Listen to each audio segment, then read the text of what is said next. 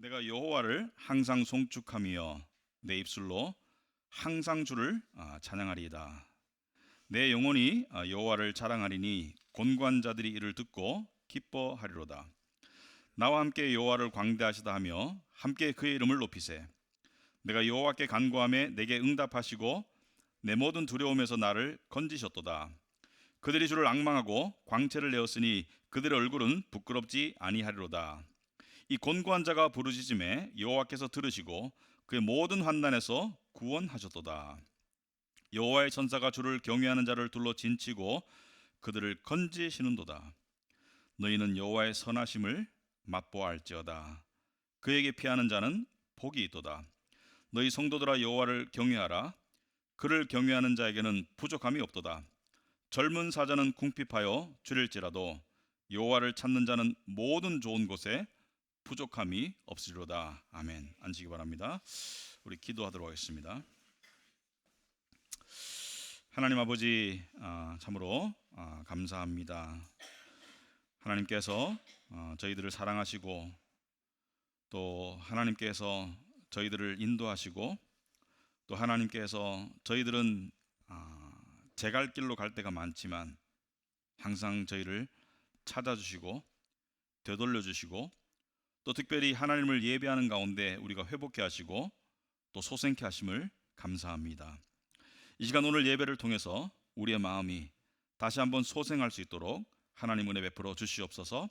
특별히 우리 사랑하는 성도들 하나님께서 말씀으로 먹여주시고 또 말씀을 통해서 마음속에 세상이 줄 수 없는 평강과 세상이 줄 수 없는 영혼의 열림이 또 자유함이 확장이 일어날 수 있도록 주님 도와주시옵소서. 특별히 오늘 명절을 맞아가지고 출타한 우리 성도들이 있습니다. 하나님께서 어디에 있든지 예배를 기억하게 하시고 또 가고 오는 길 안전하게 지켜 주시옵소서. 예수님 이름으로 기도합나이다. 아멘.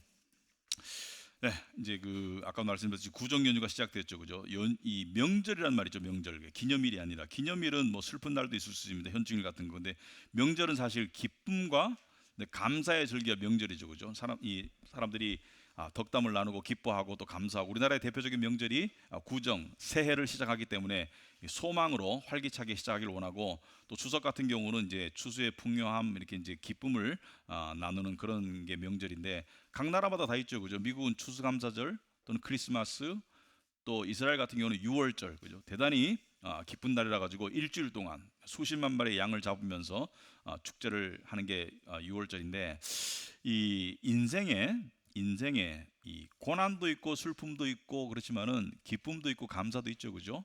그런데 제가 거듭 말씀드리지만 성경은 참 오묘한 거예요. 오묘한 건데 시편을 지혜서라고 부르기도 하지만 시편을 이렇게도 표현합니다. 언약 백성의 삶이다. 언약 백성의 삶의 모습을 보여주는 것이 시편이다. 물론 우리가 다윗 왕처럼 극적인 삶을 사는 것처럼 보이지 않더라도 어느 시편을 가든지 우리는 공감할 수 있죠. 왜냐하면은 이 시편을 보면은 인생의 여러 가지 희로애락을 담고 있기 때문에 그 속에서 우리가 공감할 수 있는데 이 되게 놀라운 것은 시편의 분량을 놓고 이렇게 분류를 해보잖아요. 예를 들어서 얼마만큼의 시편이 슬픔에 관한 건가, 얼마만큼의 시편이 기쁨에 관한 건가 이렇게 분류를 해보면은 인생이 딱 거기에 들어맞는 것 같아요. 그래서 시편을 보시면은 가장 많은 주제가 뭔지 아세요? 시편의 가장 많은 주제가 애가입니다. 애가, 슬픔의 노래. 애가가 상당 부분을 차지하고 그 다음에 또 고난에 관한 시편이 많고요. 그 다음에 또 두려움이나 또는 좌절이나 이런 거에 관한 시편들이 있고요. 또 긍정적인 면으로 보면 시편에 보면 감사와 찬송의 시편이 있는데 비율상 보면 시편이 1편부터 150편까지인데 비율상 보면 가장 많은 게 애가고 그 다음 많은 게 고난입니다. 그러니까 인생에서 슬픔과 고난이 많은 비중을 차지한다? 내 인생은 왜 슬픔과 고난이 많은 비중을 차지하지? 그 평균값이에요. 내 인생은 왜 주로 힘들지? 평균값입니다. 내 인생의 기쁨과 감사의 순간은 짧지? 평균값이에요.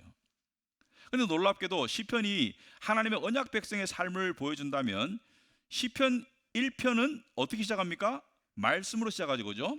말씀. 복 있는 사람은, 그래서 여호와의 율법을 즐거워하여 말씀으로 거듭나서 하나님의 백성이 되고, 시편 150편으로 갈수록 어떻게 되냐면 그 중에 애가, 슬픔, 고난, 두려움, 의심, 좌절 여러 가지가 나오다가 끝에 가면은 시편의 분위기가 확 변하면서 한 140편 넘어가잖아요. 그러면 기쁨과 감사의 비중이 늘어납니다.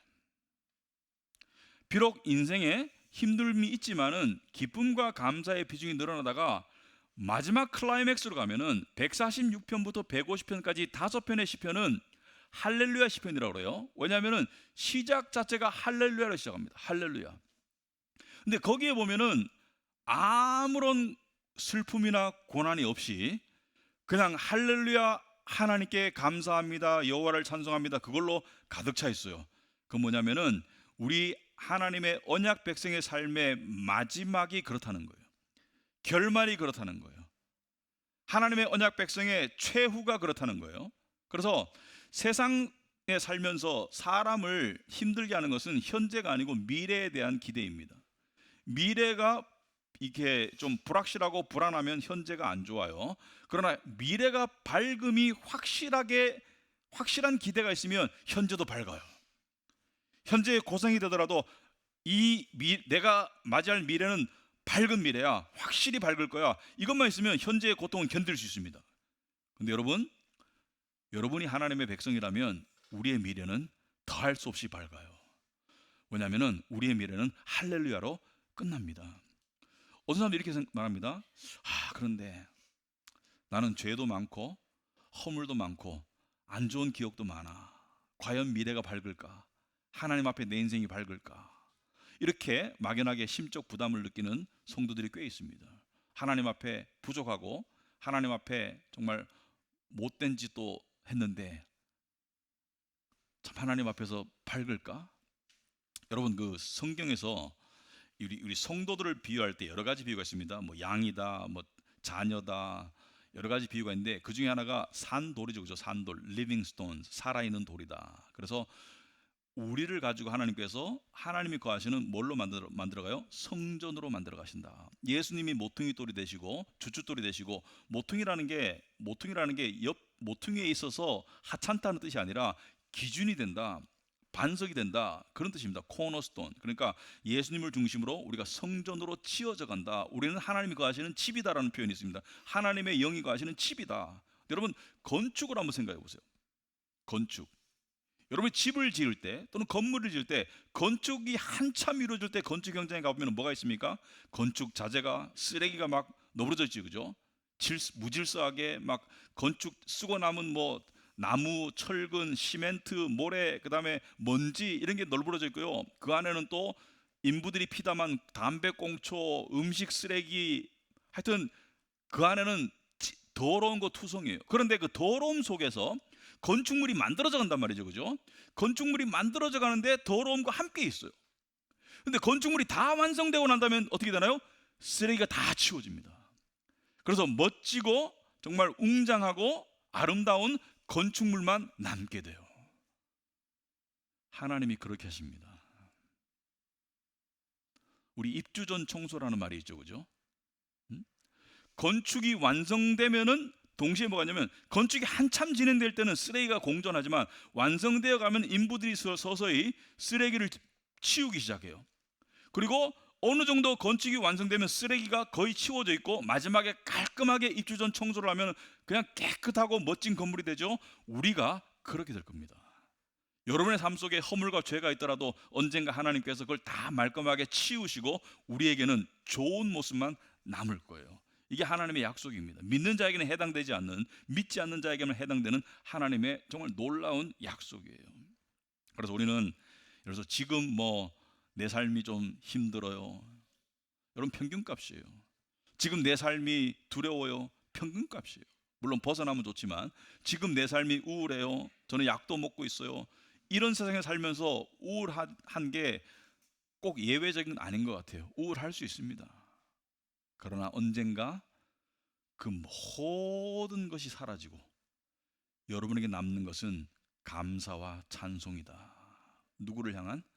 하나님을 향한 감사와 찬송이 남을 것이다. 자, 그렇다면 여기서 우리가 하나 적용할 게 있습니다. 여러분, 시편에 보면은 중간중간에 감사의 시편들이 나와요. 찬송의 시편이 끝에 안 가더라도 중간중간에 나옵니다. 그것은 뭘 말하냐면은 감사와 찬송이 우리의 최종 모습이라면 지금부터 좀 연습하자. 지금부터 좀 우리가 그것을 연습하자. 여러분, 감사는요 습관입니다. 감사할수록 감사하게 돼요. 습관이라는 게 무섭죠. 감사할수록 감사하게 돼요. 그래서 요즘에 금요예배 시간에 저희들이 중보 기도라는 것을 하고 있거든요. 금요예배 나오시는 분들은 알아요. 기도에 이 함께하는 기도의 상당 부분이 우리 교인들을 위한 중보 기도인데, 중보 기도가 뜻이 뭐냐면은 중간에서 돕는다는 뜻이에요. 돕는다. 그래서 중보 기도, intercessory prayer, 중간에서 돕는다. 그래서 성도들의 기도 제목을 놓고 다른 성도들이 하나님을 향해서 대신 기도함으로써 그들을 돕는 것을 중보 기도라고 하는데, 그래서 제가 여러분들이 중보 기도를 받고 싶으면 케어 그룹 모임 때 분명히 기도 제목을 이야기하세요. 그러면 리더가 그것을 기록하면 그것을 보고 그 중에서 기도가 좀 아주 사소한 거 아니고는 기도가 필요한 부분은 우리가 기도를 하거든요. 물론 프라이버시에 관한 것은 오픈리 기도 안 합니다. 그렇지만은 기도가 필요한 것은 우리가 함께 기도하고 있는데, 최근에 와가지고 제가 의식적으로 이런 기도를 하게 되었습니다. 뭐냐면은 우리는 기도라고 생각하면은 무언가를 구하는 것, 그리고 무언가를 바라는 것. 그런데 기도 속에 상당한 부분이 이것이 된다고 생각합니다. 응답받은 기도에 대한 감사. 감사. 우리는 응답받고 나면 다음 기도 제목을 생각하더라고요. 그리고 응답이 이루어지기 시작하면 거기서부터 자유로워지니까 서서히 망각하고 다음 걸 생각하는데, 여러분, 기도의 굉장히 중요한 부분이 감사와 찬송입니다. 그래서 의도적으로 의식적으로 금요예배 시간에, 금요예배 나오시는 분들은 아실 거예요. 응답받은 기도를 제가 설명해드리면 우리 성도님들이 감사의 기도를 함께 드려요. 근데 그 속에 참 기쁨이 있어요. 하나님께서 이렇게 응답하셨구나. 그런데 이런 사람이 있습니다. 아니, 어차피 기도 하나 안 하나 응답받을 거 응답받는 거 아니에요? 이런 사람이 있어요. 일부는 맞고 일부는 틀려요. 극단적으로 말하면 예수 안 믿는다고 원하는 게 안 이루어집니까? 예수 안 믿는다고 병이 안 나아요? 나을 병이 낫습니다. 예수님 안 믿고 신앙인이 아니라도 풀릴 일은 풀려요. 시험을 봤는데 예수님 안 믿고 기도 하나도 안 해도 붙을 때가 있어요. 그런데 차이가 뭔지 아세요? 차이가, 여러분, 예수님 믿거나 안 믿거나 우리는 공기를 들이마시면서 살아가고 있어요. 그죠? 예수님 믿거나 안 믿거나 우리는 일용할 양식을 먹어요. 그죠? 여러분, 그 식당에 가보시면은 식사를 놓고 기도하는 사람 요즘에 거의 못 볼걸요? 뭐냐면 많은 사람들이 교회를 안 다니고, 또 교회 다니는 사람 많은 사람들이 기도하기를 조금 이거 좀 멋쩍어 해요. 근데 저희 교회 같은 경우는 특히 제가 있을 경우에는 너무 시끄러워서 기도 소리가 안 들리든지, 아니면 주변 사람에게 방해가 될 상황이 아니면 기도를 반드시 하고 밥을 먹습니다. 왜냐하면은 보세요, 같은 음식을 먹는데 그냥 당연하게 먹는 사람과 기도하고 감사함으로 먹는 사람은 먹는 건 똑같아요. 음식이 달라지지 않습니다. 그러나 그 속에 뭐가 달라질까요? 하나님을 향한 유대관계와 감사가 쌓이는 것이죠. 이게 차이인 거예요. 우리가 공기를 들이마시고 이 땅에 존재하고 있어요. 아니, 안 믿는 사람은 공기 안 마시나? 그러나 감사를 하는 사람과 감사를 안 하는 사람과의 차이는 뭐냐면은 하나님과 신과의 유대관계가 생기는 거예요. 신을 향한 인식이 생기는 거예요. 그리고 신과의 유대관계 속에서 감사가 표현되면 내 마음속에 하나님께서는 기쁨을 주세요. 여러분, 자식을 키울 때도 똑같죠. 자식을 낳았어요. 그러니까 대부분의 일반적인 부모는 자식을 정성스럽게 키우죠. 근데 자식이 두 가지 종류의 극단적인 모습을 한번 봅시다. 어떤 자식은 아니, 낳았으면 책임져야 되는 거 아니에요? 뭐 키우는 게 뭐 대단해요? 이렇게 생각하는 자식이 있다고 칩시다. 극단적으로. 또 어떤 자식은 절 낳아주시고 정말 너무 고생하면서 키워주신 부모님 은혜 감사합니다. 키운 부모는 똑같아요.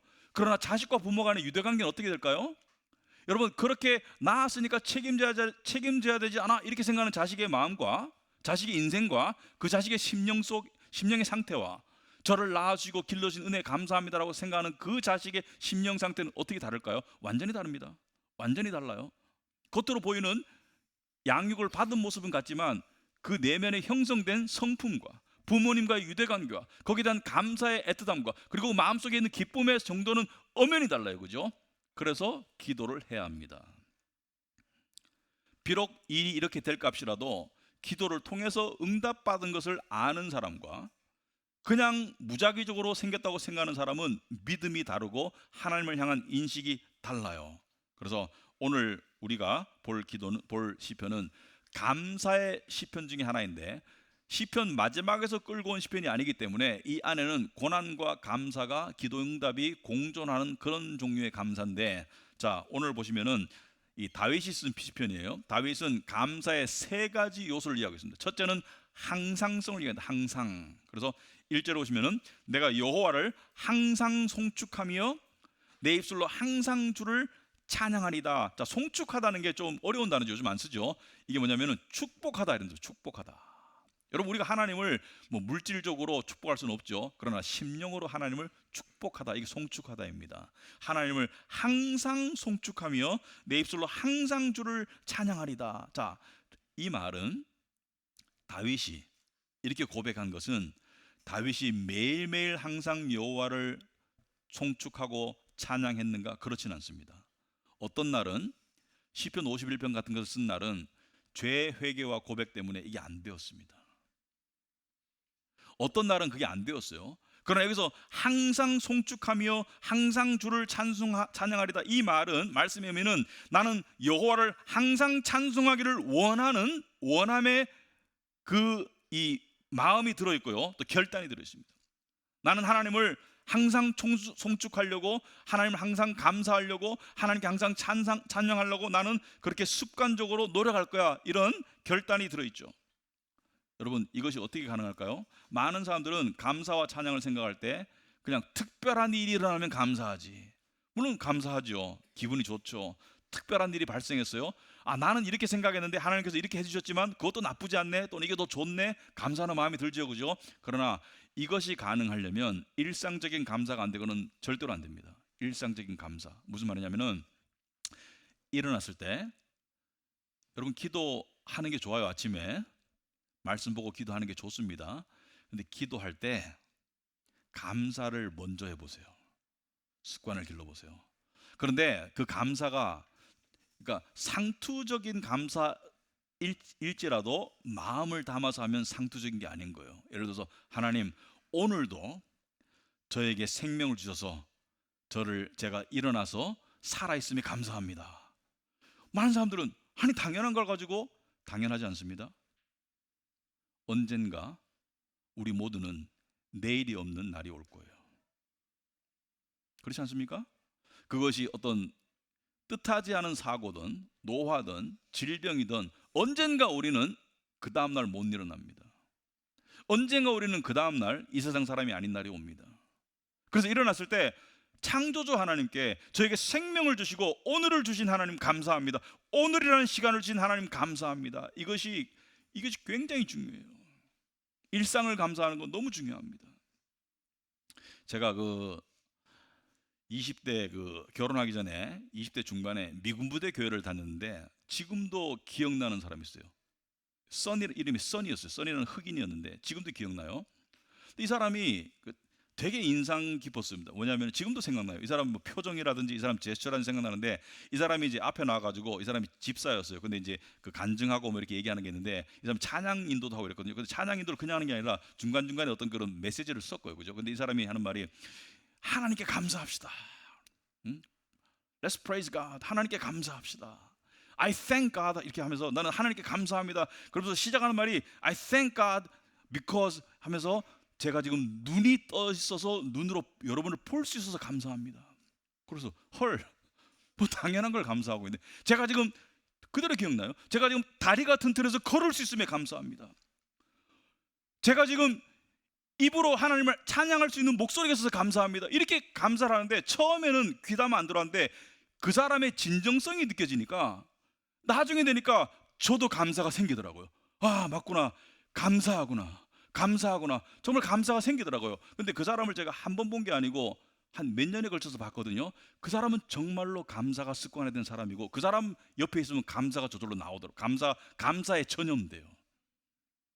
여러분, 좀 지저분한 병이지만 대한민국 사람의 반 이상이 걸리는 병이 치질입니다. 치질 걸리면 화장실에 가서 볼일 볼 수 있는 게 얼마나 감사한지 몰라요. 무서움 없이. 화장실 가면 무서워 막. 그래서 치질 걸린 사람 밥을 잘 안 먹으려고 그래요. 왜? 화장실 가는 게 무서워서. 당연한 것을 감사할 줄 아는 것을, 그게 굉장히 감사의 출발이다. 이 사람이 지금도 기억나는 게 어느 날 와가지고 오늘 특별한 감사가 있대요.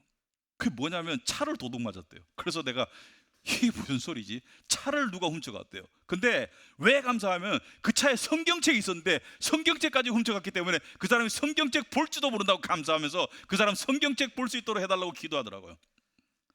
감사가 습관이 되니까, 아니 한 번 봤으면 저 사람 헷가닥했나 이럴 수 있지만은 그 사람을 제가 잘 알거든요. 감사가 습관이 되니까 별걸 다 감사하는데, 그 별걸 다 감사하니까 정말 감사하는 삶을 살게 되더라. 그래서 일상을 감사하시라. 두 번째, 여러분 구원의 은혜에 대해서 감사하셔야 됩니다. 구원의 은혜. 여러분, 제가 하나님의 자녀인 것을 감사합니다. 제가 천국 백성인 것을 감사합니다. 여러분, 이것은요 감사를 해도 끝이 없는 감사인데, 그거 이미 구원 받았는데 이렇게 생각하는 사람은 이미 마음이 딱딱해지고 있는 거예요. 여러분, 우리의 마음은 자동적으로 딱딱해집니다. 근데 이 마음을 딱딱하게 하지 않고 부들부들하게 돌리고 유지하는 비결이 뭔지 아세요? 표현입니다. 표현.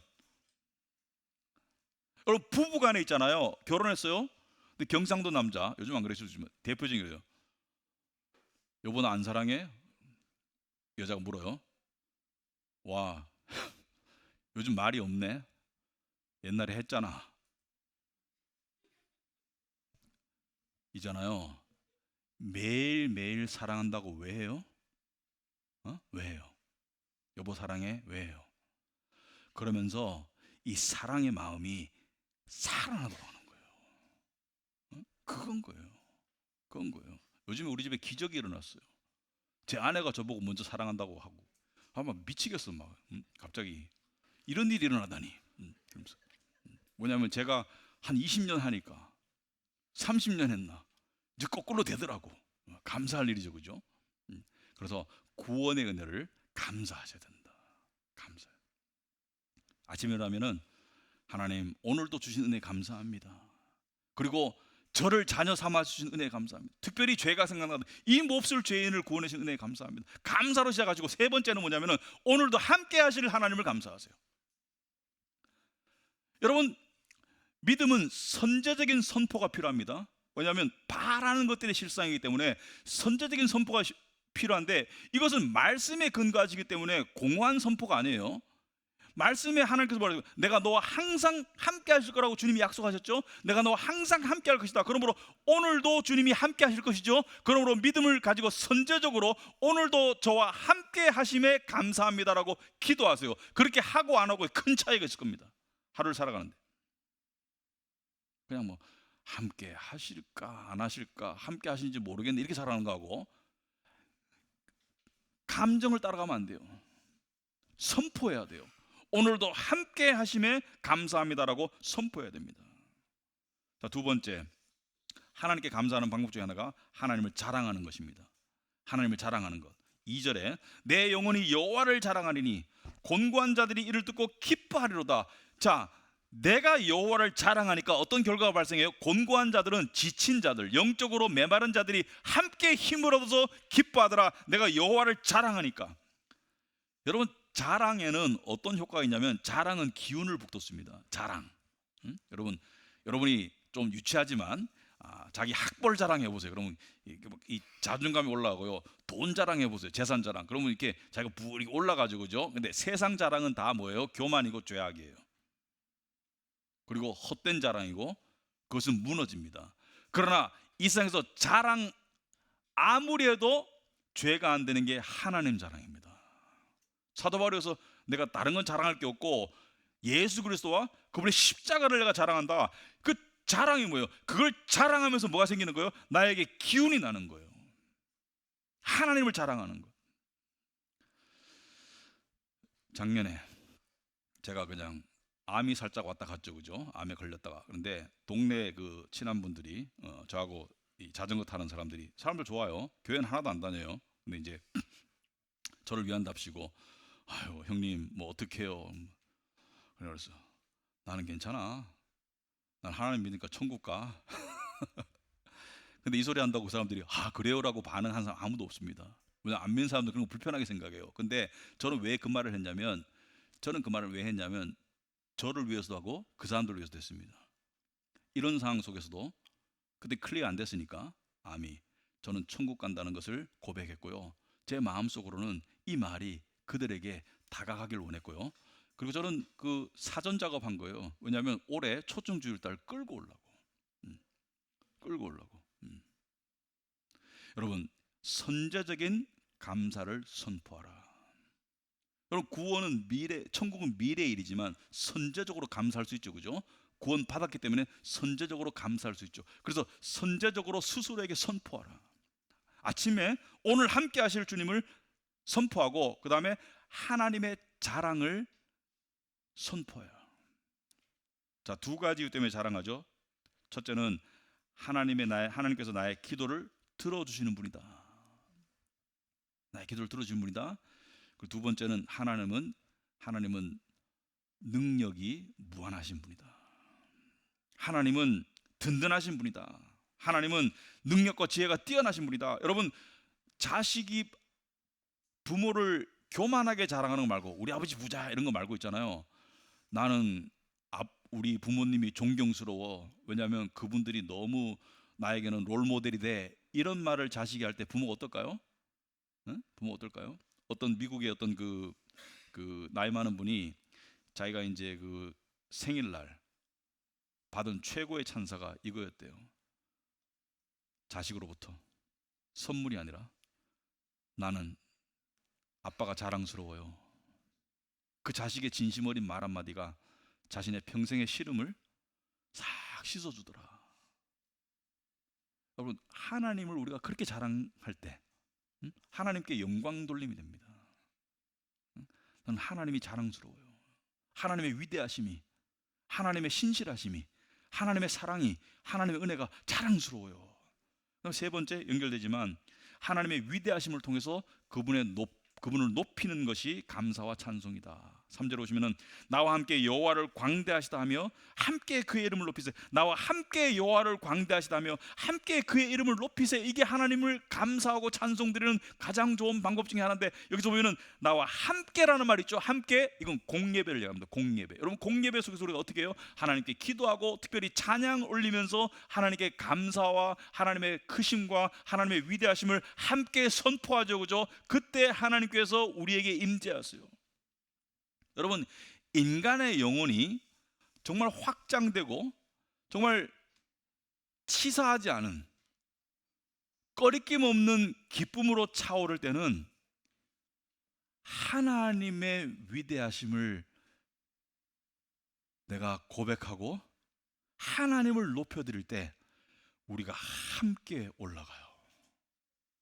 이 예배 가운데 임하는 하나님의 임재의 축복입니다. 그래서 인간의 영혼을 가장 들뜨게 하는 것은 바로 하나님의 임재고요. 하나님의 임재가 가장 충만하게 임하는 통로는 감사와 찬송 속입니다. 그래서 공예배 때 우리가 하나님께 함께 찬양하고 이런 것들이 매우 중요한데 여러분 찬양할 때 있잖아요. 그 시간 낭비하지 마세요. 정말 마음을 쏟고 목소리를 쏟아서 하나님을 함께 찬양해 보세요. 거기에 무엇이 임하는지. 그리고 이 다윗은 이 하나님의 임재를 자기가 맛보고 다른 성도들에게 이렇게 이야기했습니다. 8절에 너희는 여호와의 선하심을 맛보아 알지어다.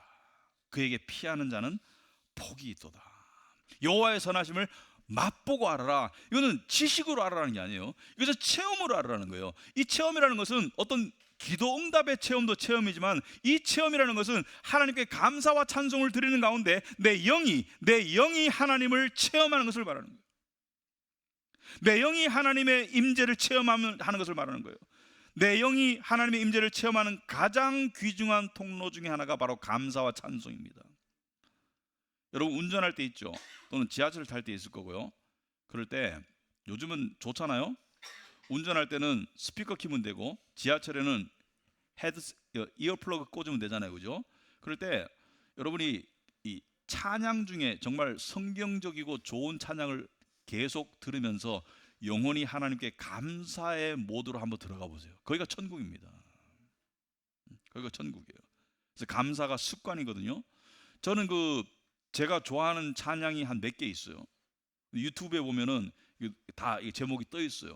그런데 특별한 일 없으면은 그거를 누르면서 이 음악을 들으면서 찬양을 들으면서 함께 부르면서 하나님께 감사를 드리는 그런 부분이 매우 저에게 영적으로 유익하더라. 자, 그래서 여러분도 저도 마찬가지고 그런 연습을 해라. 감사와 찬송을 연습하셔라.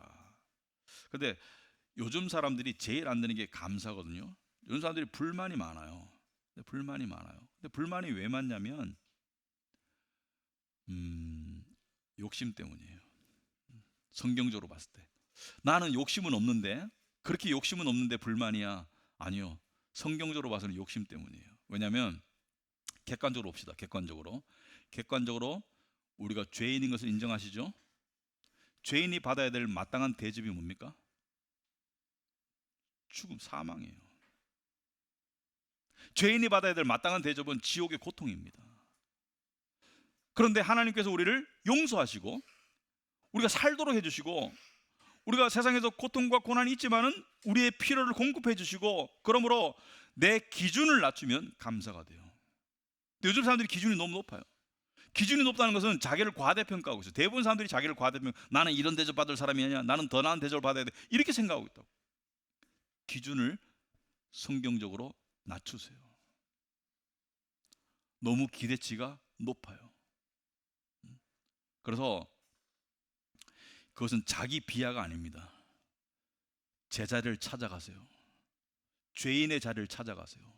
그리고 거기서 구원의 은혜를 바라보시고 거기서 하나님께서 해주시는 매일매일의 은혜를 생각하시면 감사가 나올 수밖에 없습니다. 그래서 다윗은 9절 10절 이렇게 말했습니다. 너희 성도들아 여호와를 경외하라. 그를 경외하는 자에게는 뭐가 없다고요? 부족함이 없다. 부족함이 없다. 여호와를 경외하는 자에게는 부족함이 없다. 이것을 제가 풀어드릴게요. 여호와를 경외하면 내 모든 원하는 것이 다 들어지느냐? 그게 아닙니다. 여호와를 경외하고 감사와 찬송으로 여호와를 경외하는 믿음의 상태에 들어가면 그 전에 느끼던 부족함이 부족함으로 느껴지지 않아요. 오히려 지금 있는 것이 너무 감사하다는 그 경지로 가게 되어 있습니다. 이것은 겪어본 사람만이 알아요. 여러분, 세상에서요 우리가 속고 있는데 이루고 가지면 부족함이 없어질 것 같죠? 천만의 말씀이에요. 저는 사람들을 관찰하거든요. 그냥 목회자이기 때문에. 근데 이루고 가진다고 부족함을 못 느낀다? 그거는 일시적으로는 가능해요. 그러나 절대로 불가능합니다. 그 마음이 이루고 가지는 데 꽂혀 있는 한은 절대로 불가능해요. 최근에 제가 76살 먹은 그 건물주 할머니를 만났어요. 할머니라고 부릅시다. 76살 정도 되니까 만났는데 좀 연결된 분이에요. 만났는데 근데 저기 나이 드신 분들이 저를 좀 좋아해요. 만나면 이야기하면 좀 좋아하더라고요. 왜 좋아하는지 모르겠지만 내가 이렇게 대화를 잘해주니까 좋아하는데 한 1시간 반을 재미있게 대화했는데 이분이 재산이 많아요. 건물만 있는 게 아니고 무슨 뭐 아파트도 있고 뭐 재산이 많아요. 용인에 사세요. 수지 쪽에. 우리 동네 사시는 분인데 재산이 많은데 이분이 이야기하는 가운데 정말 인생에서 정말 아쉽고 후회되는 순간이 하나 있는 거예요. 언제냐면 한 10년 전쯤에 용인에서 수지에 땅을 샀다가 거기에 개발이 되는 바람에 땅값이 10배로 올랐어요. 딱 10배 올랐더라고. 근데 그때 그것을 가지고 다른 데 투자를 해가지고 3배를 벌었어요. 그런데 이 사람이 그거를 너무 안타까워하고 후회하는 거야. 왜? 그때 그 사람 표현 그대로 할게요. 그 돈 가지고 서울로 튀었어야 되는데, 서울로 튀었으면은 3배가 아니라 서울로 튀었어야 되는데, 근데 그 소리를 처음에 할 때는 그런가 보다 했는데 두 번째 할 때는 와 진짜 욕심이 많구나, 세 번째 할 때는 그 안타까움과 애절함이 배어 있더라고. 진짜 답이 없구나. 76살인데 남편은 60 넘어가지고 돌아가셨어요. 메르스 걸려서. 특이한 병이죠. 그때 메르스로 돌아가셨는데 남편은 돈만 열심히 벌다가 한 번 써보지도 못하고 돌아가셨다. 근데 이분은 남은 여생에 자기가 쓰더라도 10분의 1도 못 써요. 내가 봐서는 10분의 1도 못 써요, 그 돈에. 그런데 그 이때까지 살아온 삶의 패턴 때문에 이 나이에도 머릿속에는 만족감이 없는 거예요. 계속 나는 불만인 거예요. 그때 그 기회를 잡지 못한 게 너무 안타깝고 지금도 속이 쓰린 거예요. 그러니까 나한테 3번 이야기하는 거예요. 하나님을 가까이 하지 않으면 만족은 없습니다.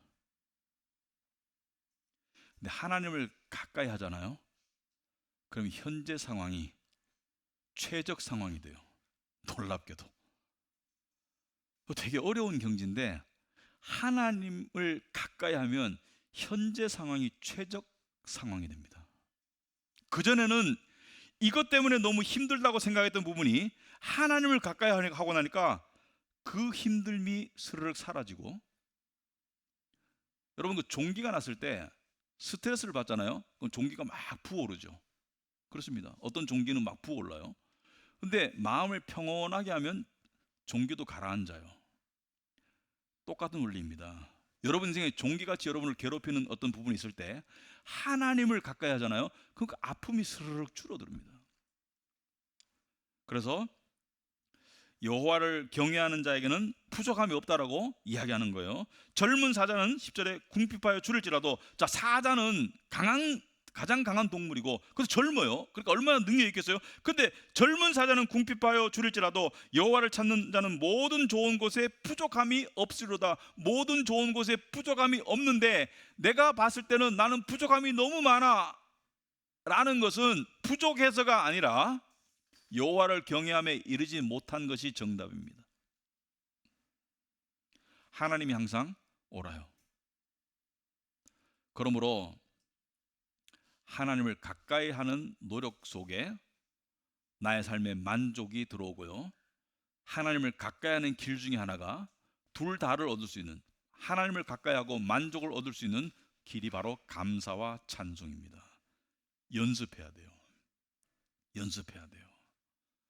그리고 우리는 너무 당연하게 가진 것을 너무 당연하게 여기고 응답받은 기도를 너무 빨리 망각해요. 마치 나병 고침을 받은 10명 중에 9명은 뒤도 안 돌아보고 그냥 갔어요. 1명만 주님께 와서 감사했습니다. 그만큼 감사가 희박한 거예요. 근데 그 왔는 사람에게 예수님께서 구원을 선포하시죠. 그래서 우리에게 감사는 선택이 아니라 뭐예요? 필수입니다. 필수입니다. 작년 한 해 하나님께서 여러분의 삶을 보살피셨습니다. 보살피셨으니까 지금 살아서 여기 와 있는 거예요. 올해도 하나님께서 보살피실 것입니다. 그 믿음을 가지고 감사하며 나아갈 때 우리의 삶은 세상의 욕심에 이끌려 갈 때와 완전히 다른 길을 가게 될 것이다. 그래서 여러분과 저의 삶에 감사와 찬송이 연습되는 그런 삶이 되기를 축원합니다. 기도하겠습니다. 하나님 아버지 감사합니다. 저희들 참으로 하나님의 은혜에 감사합니다.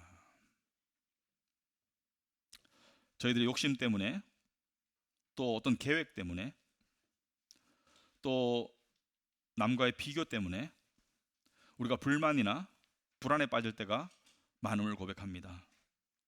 그런데 이 마음을 우리가 다스릴 수 없습니다. 그러나 하나님을 가까이 할 때 우리의 마음 속에는 우리가 도저히 이전에는 맛보지 못했던 그런 평강과 은혜가 선포되며 그 속에 하나님의 임재가 깨달아지고, 그리고 그 안에서 자발적으로, 때로는 폭발적으로 하나님을 향한 감사와 찬송이 터져 나옵니다. 아버지 하나님, 우리가 받은 은혜를 헤아리고 감사하는 그런 거룩한 습관을 가질 수 있도록 주님 도와주시옵소서. 예수님 이름으로 기도합나이다.